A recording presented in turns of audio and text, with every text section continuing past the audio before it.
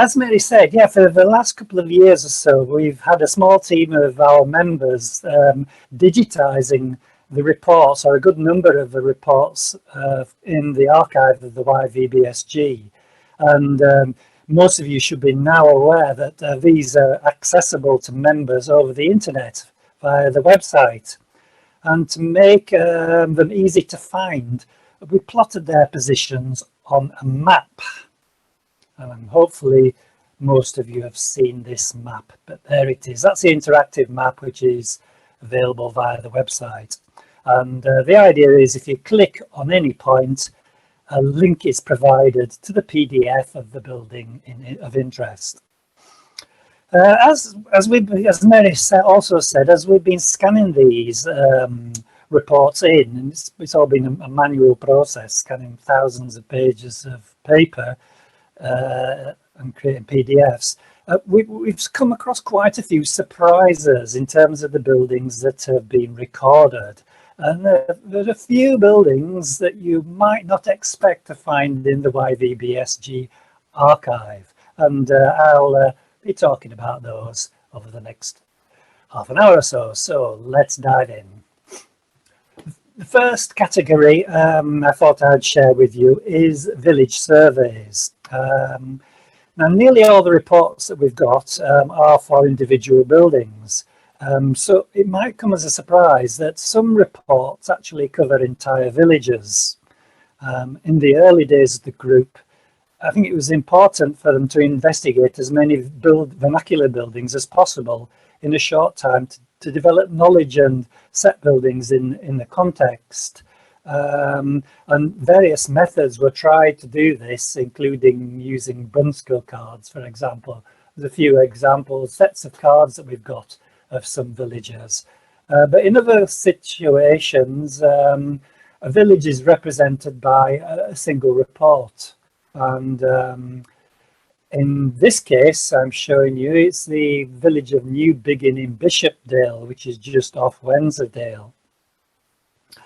And in this case, it's quite a good report, and that quite a good amount of detail on each of the individual buildings has actually been recorded. Imagine in some village surveys, there's just a couple of lines on each building, but for Newbiggin, quite a few of the houses have got almost like 4 reports, and they're all combined into one single report. Let's see. Newbiggin in Bishopdale, so in the term of a cloud of red dots, blue arrow is pointing roughly where it is, just off Wensleydale there. And if you click on that point, you'll get something like that, which is the map showing the position of the point. And then to open the report, if you remember, you just click on the blue link there, and that will open up a PDF of the report. In this case, the main house that was surveyed or looked at was Mr. Evans's house, which is number 17 in the list. And if I go on to the next slide, what they've very helpfully done is drawn a little map of Newbiggin there and numbered all the houses of interest in the village and given them their own little number within the sequence. Those aren't the house numbers, those are just the number for the report. So you can identify photographs, etc. So there's Mr. Evans's house, it's 17 and 17A. And I like this one in particular because it's got some, I've actually got some real photographs in with the report rather than photocopies of photographs. So if I go on to the next slide, this is a nice photograph in the report of the porch of Mr. Evans's house there on the left, and then the attached barn or adjoining barn to the right with some steps going up to it. And that's around 1975. Sadly, a lot of the reports have just got photocopies of photographs that were taken. And these are better than nothing, but yeah, it's really nice to come across a report with the original photographs glued in which case I've been able to scan them quite well. And that now, of course, is completely changed. It's all been restored and modernised and looks quite a lot different, although obviously identifiable as the same place. So yeah, quite a few village surveys in the collection. Not that many when you're looking at 1,900, but a reasonable number. So I'll come on to a next category of unexpected reports, and these are buildings that aren't actually in Yorkshire. So this amused us quite a lot as we were going through doing the scanning.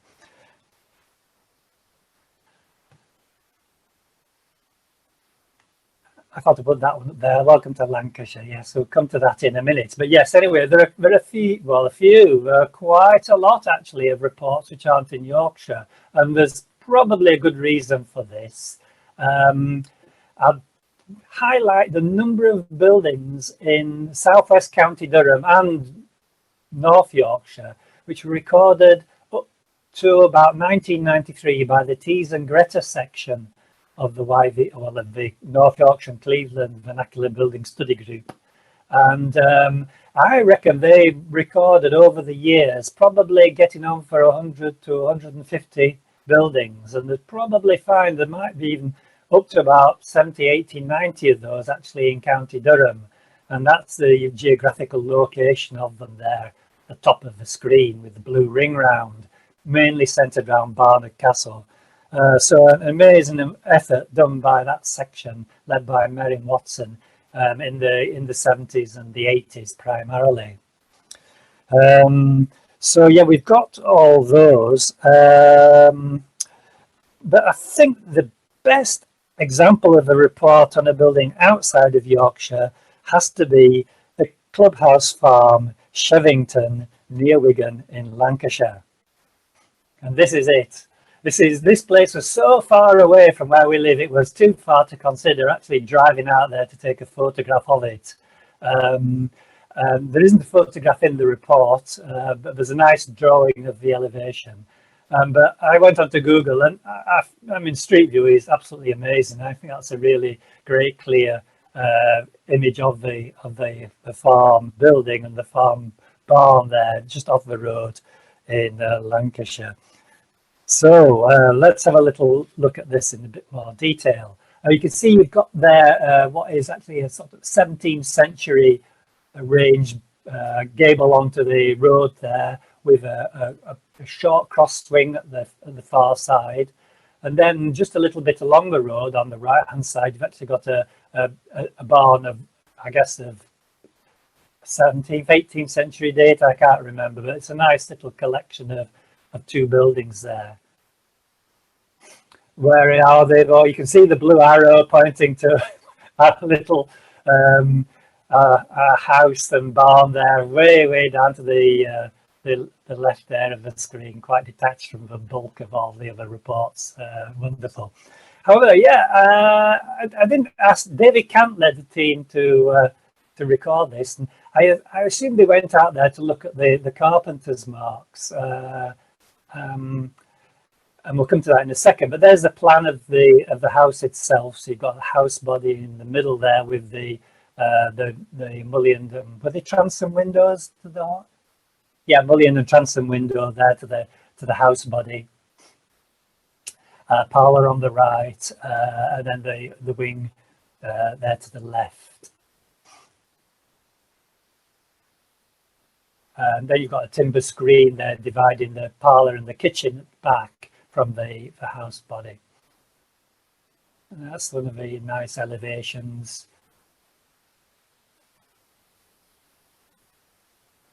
Yes, but one of the notable features of this building was the carpenter's marks created by a gouge. It's a series of numbers you can see there created by a gouge.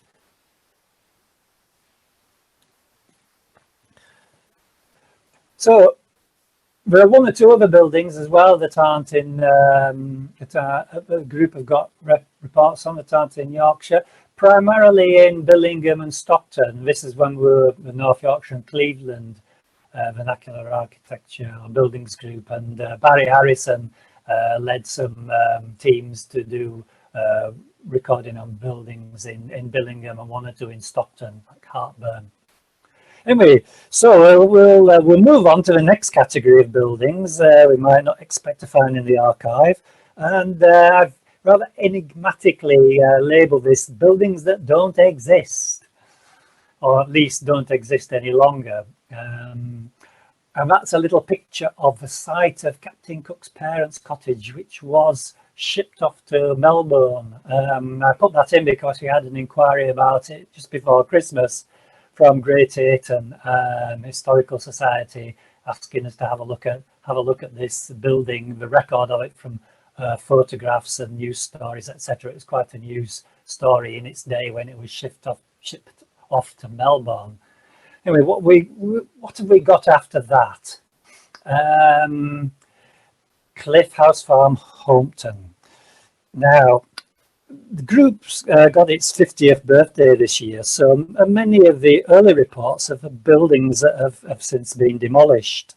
A lot of these buildings were in fact what you might call now rescue recording work that was done by Barbara Hutton, where buildings that were known about and of interest were known to be under threat of demolition.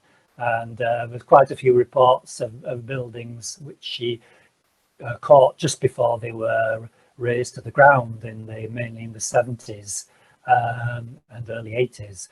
Cliff House Farm isn't one of those because sadly the fate of Cliff House Farm was one of coastal erosion, so it certainly doesn't exist anymore. And you can see from the pointer, it's actually the position of the barn and farmstead and farmhouse is now underwater.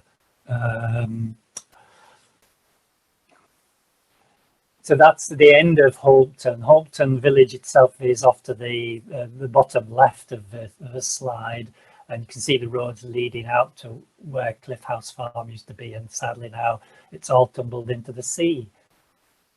And that's the first edition Ordnance Survey showing the sort of the fold yard. The house is off to the top left of the circle, and the farmstead, the fold yard, is the bottom right, and the red dotted line indicates the position of the coastline now. And then when we were recording this in 1997, I was there on Alison Armstrong's team, and she drew this fantastic little sketch map showing the state of play in 1997 with the vertical line, the sea cliff there running down north to south, and part of the barn was already gone over the cliff. And I love the way she dotted in the field of the stackyard with some stacks in it, now underwater then, and of course the whole lot's gone now.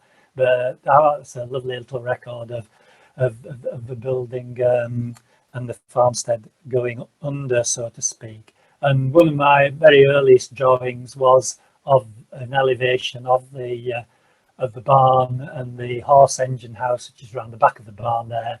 Then you can see on the right hand side the brick single story part of the barn there on its way into the sea. So next. Oh yes, the best example of this type of report on a building that doesn't exist or no longer exists is this one, 149 to 151 Long Street, Easingwold. We went out to take a photograph of this. It is the house on the right there with the white car parked in front of it. That house is actually on the site of the building that Barbara recorded back in the day. And when I say the building that Barbara recorded back in the day, this was in 1980, the building wasn't there either in 1980 because in 1950 it had been demolished already. So there it is, Easingwold, bang in the middle of all our cloud of red dots, and that's its position in the street there. So if you click on the link, that's where you get the report.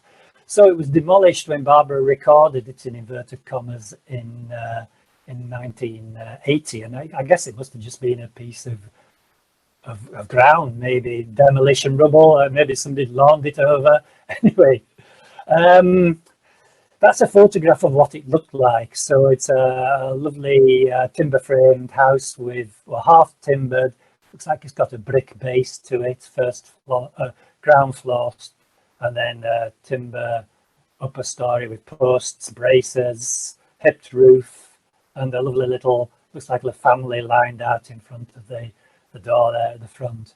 So what Barbara did was she'd actually managed to get hold of some architect's plans, and an architect had drawn a plan form of this building just before it was demolished. And clearly there Hayes has taken a photograph in 1905 of it when it was standing as well. So in the report there's a nice architect's drawing of the plan form and the elevation there, and that's report number 712, 1980 by Barbara. So I thought that was the best example we've got of a report on a building that certainly didn't exist when it's been recorded. So I think now we're going to our next category, which is buildings which go under the radar, buildings that we wouldn't notice, modest buildings. This is a little sheep house near Muka, photo by Alison. I've included this one because we've recently scanned a set of Alison's slides from Sllsden, I guess mainly from the 80s and possibly the 90s, of field barns, and I spotted this one and I've popped it in. So these, hopefully we're going to make these slides available via our website for members to have a look at. So modest buildings. So these are ones that go off under the radar, often because they're small or no longer used or thought to not be of value. So a lot of them are at great risk. Obviously, very few of them will be listed. But we've got reports and photographs of a few of these types in the archive. Now, Dog Kennels, Weston Park, Otley. Now, this is one that was recorded by Malcolm in 1994. Sadly, we haven't got any recent photographs. I don't know what state they're in. I looked on the satellite, Google satellite, and they still seem to be there, but I think it looks like they're being consolidated there. But you've got a bit with still a bit of a roof on it there, and then the rest of the dog kennels is roofless there. And the Weston is near Otley, so that's its position. It's in Weston Park, which I haven't been round, with Beverley and Wharfdale just on the map there as well. And that's Malcolm's plan of the dog kennels. So you've got the kennel, 2 kennels there, and then a food preparation area to the bottom, and then a compound around. Now, if you've ever found yourself in Lund village waiting for the number 142 bus to Beverley and it starts to rain, then you probably take cover in the bus shelter, which has been recorded by the group. So I quite like this one, the idea of waiting for a bus in a building recorded by the group. Now this one is in Lund, which is just north of Beverley, about maybe 10 to 15 miles north of Beverley. There it is on the map. And this was, as you can see from the slide, it was the Old Smithy in the village centre. It's report number 1440 by David Cant. And you can see it's got 2 chimneys at either end and big wide opening now for people to go in and out. It's used as like as a little community resource as well. But of course the chimneys at either end were for the halves and the forges. Forge at either end. That's a picture from inside. The defibrillators there inevitably. And that's the plan below.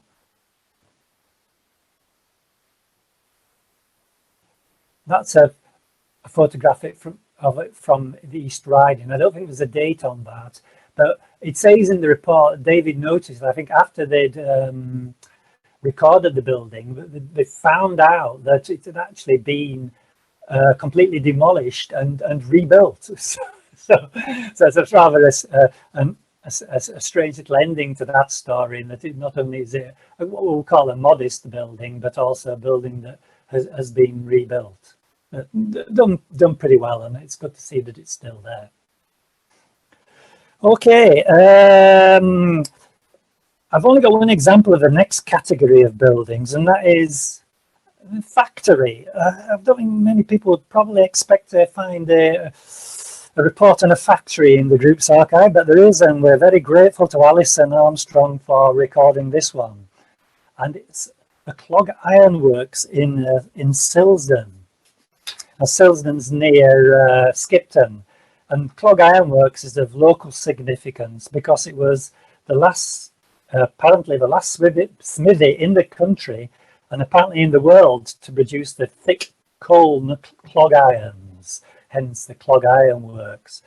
And the works closed in the 1950s while still owned by the founders, the Green family. This Green's Clog Ironworks is a 19th century construction with one or more extensions built onto the original North Block within a relatively short time. It believed the date of the original construction is 1874, and the original construction is the northern bit, which is, I think, is the bit that we can see here.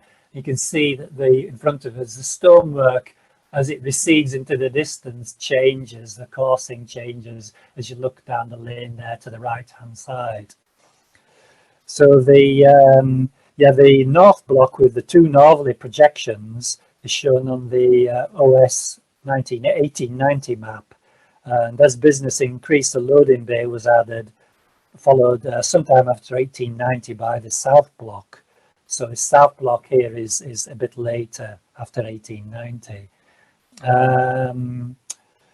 Yes, so we've got that's its position on the map, near Skipton,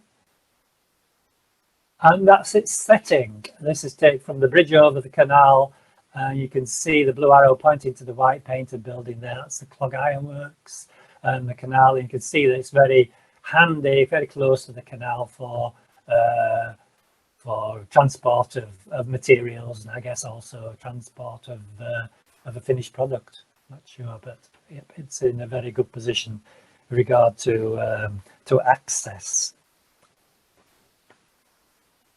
And that's the other end of the building itself, and it's now, I think, a furniture manufacturing factory. So it's still in the design. Maybe it's more design than manufacturing, but they're still in use. So that's good, and they've recently developed it even further. Oh, that's Alison's plan. So you've got a couple of halves there, and there's a straight joint, across the long extended wing there, and the building at the front.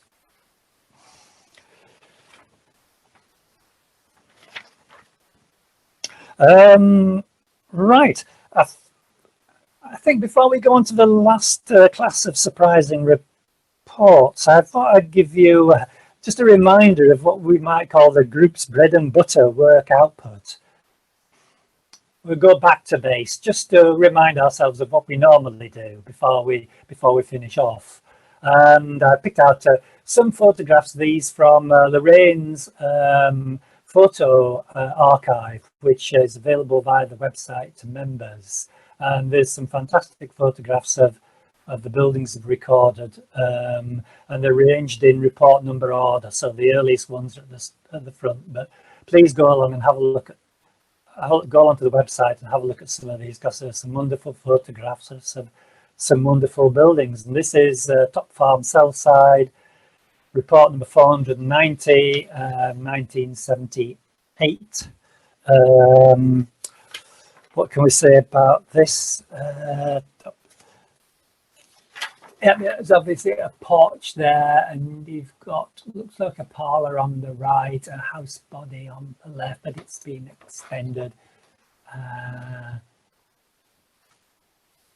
Next one I've got is Spout House, Bilsdale. Now this is a quite a house that generated quite a lot of debate in the past. The report 132/1975 is by Barry, and Barry was reassessing reports by Hayes and Rutter and the Royal Commission, who'd already been to have a look at it. It's got crooks inside there, and I'm sure many of you know about it. And Barry, one thing I picked out of Barry's report on Spout House was he noted the mullion and transom window there, the hall, which he thought was unique for the area, and it certainly does look a remarkable feature there for the setting and the context of this building. Perhaps not quite so for other areas of Yorkshire, but for Bilsdale, it's quite something. We've got North House, Snaizeholme, which is just southwest of Hawes. Report by David Cook, 1988. This is a very remote spot, and I think this has been developed now, restored. The 2-unit 3-bay house to the north, which is the right-hand bit, which is the most derelict there, and there's a 1673 date stone covered by a domestic extension to the west, which is a bit you can't see beyond the building on the right. And then it's obviously, I say obviously, it has been later extended to the south with the addition of barn and stabling, and that's the structure on the left-hand side. And then the last one of us coming back to base is the Nether Poppleton Tithe barn. Obviously, it's a brick barn, significant brick barn. It's aisled, so inside there, if you haven't been in it, it's got timber posts and arcade plate and braces, etc.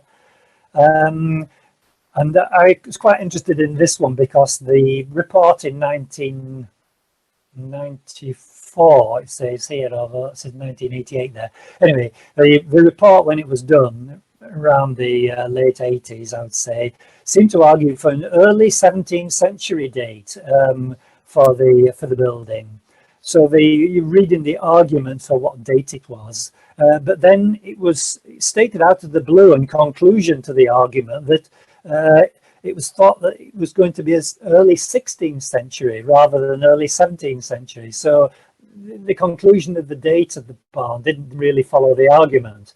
However, I can't really criticise them in this case because it's of course been since dendrodated, and the timbers since then have been dendrodated to 1543, which is not bad really. It's pretty close to early 16th century. So they managed to hit on the right date, although the argument didn't seem to conclude with that. So Nether Poppleton Tithe barn.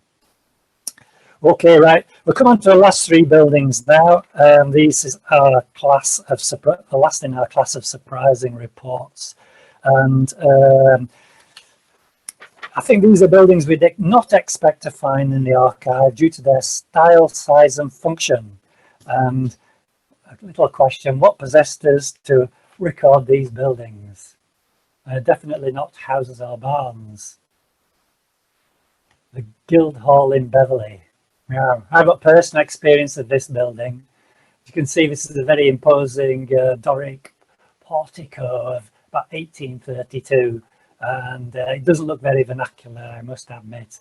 But we recorded this as part of the Beverley project in the mid-2010s, and once you look behind this this frontage, indeed to the side, it's quite a lot different, and there's quite a lot of stuff back there which is different phases. You can see there's been bits of filling in going on there, but the building to the right with the chimney stack and the 2 pots is what's called the magistrates room, which is the big room upstairs where the magistrates used to to meet, and then the building to the left of it is the courtroom, which we'll come on to in a minute. But yes, I don't think that bit was ever a house, but the main reason why we recorded the Guildhall, which is there in Beverley, was to have a good look at this, which is the famous timber framed wall, which is at the end of what is the courtroom, or used to be the courtroom. This wall, this is the ground floor here, which is wall of the screens passage, got 2 doors out there. I'm not sure whether we could ever work out whether those are the doors into the screens passage or leading out from it, and I think those are the doors into the screens passage, so this would be the bit from the hall that we're looking at. But it goes up another story, so there's more of it in the kitchen above there, and then there's a little bit more, but then it looks like it's been truncated above that. So this is a massive building of some significance, and it was the house of a chap called Edward Minskip in late medieval times. We couldn't get this dendro data because I think they were worried about the drill holes, because it's plastered flush to the timbers. They didn't want drill holes in the face of the timber, and you can't get around the back of that. So, but we did get some dendro done on the roof timbers, which seemed to come from a significant timber frame building, possibly the same one, which were dated to the mid 15th century. I think they were about 1440 or something like that. We'll move on. You might have just seen a little glimpse of it there. The station house, Castle Howard. Right, this is now this place. If you've ever seen the series Architecture the Railways Built on the TV, presented by Tim Dunn, which is a really good series, you might have also seen the station house, Castle Howard, featured on it. Sadly, I was listening to this and watching this show, and I was waiting for him to mention the YVBSG, because we were never informed that they were going to do this, and presumably never knew about the report, which is report number 1667, done by David Cook. And that's a shame, really, because it's an unbelievable report. It's about 60 or 70 pages long, and it goes into just about every detail of this building, including a lot of the historical contexts and aspects and transport history as well. It's quite remarkable. It really is. So anyway, that's the elevation. The line itself, it runs parallel to the trees at the back there. So that's its position. It's actually on the line to Scarborough from Malton and York, but obviously the trains don't stop there anymore. And that's the that's the original station. It was built in 1845 as the part of the York to Scarborough railway line, and the accommodation was modernised at one point. And the station stopped taking passengers in 1930 as part of the rationalisation of railway services by the LNER. The building was sold by the railway company in the 1960s, and has been in private ownership since. I think it's some form, I think you can actually, it's a B&B, or you can, I guess, a holiday let or something like that now. But the drawing from David Cook's report there, that's the platform elevation at the top, with the waiting room with the arched windows there, and then you've got the main range there with a balcony. You can see there the photograph to the right, this balcony supported on massive corbels. Apparently this is little more than an architectural feature, because it's very, very difficult to get out from that upstairs room onto the balcony. So it was just meant as an architectural feature, very high status. And then you've got something called a porte clochère, which is on the left-hand side there, which was originally open, as can be seen in the photograph, but that's been, a window's been put into it now. And then one of the things they might not be able to read it, the little diagram on the bottom left is sort of a function stroke access type diagram done by David, because these stations were all done to a similar sort of layout. So you've got the platform on the right, you've got the railway business along the long bit next to that, and then you've got the service yard to the top left, and then the accommodation for the station master on the bottom left there. So that's how the various areas were divided up. Okay, I think we're coming to our last building.